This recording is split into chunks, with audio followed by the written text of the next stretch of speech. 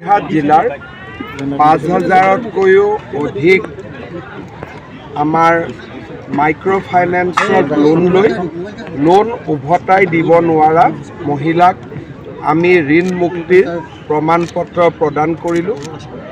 প্ৰায় ২,০০০তকৈও অধিক পৰিয়ালক আমি বান সাহায্য, কাৰোবাৰ ঘৰ বনাবৰ কাৰণে, কাৰোবাৰ ঘৰ মেৰামতিৰ কাৰণে আমি বান সাহায্য প্ৰদান কৰিলোঁ আৰু প্ৰায় ২০০গৰাকী মহিলাক আমি আত্মসংস্থাপনৰ বাবে ৪০,০০০ টকাৰ চিট ফাণ্ড আমি মুকলি কৰি দিলোঁ।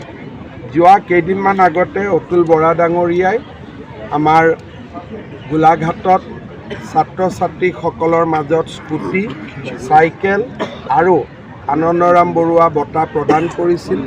অজন্তা নেওগ ডাঙৰীয়ানীও উপস্থিত আছিল।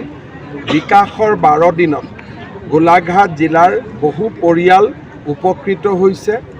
অহা ১৫ তাৰিখে ৰেচন কাৰ্ড নাথাকা পৰিয়ালসমূহকো আমি ৰেচন কাৰ্ড যোগান ধৰিম আৰু ১৫ৰ পৰা ২৮ তাৰিখলৈকে গাঁও সভাৰ জৰিয়তে আমি অৰুণোদয় তৃতীয় সংস্কৰণৰ হিতাধিকাৰী নিৰ্বাচনৰ কাম হাতত ল'ম।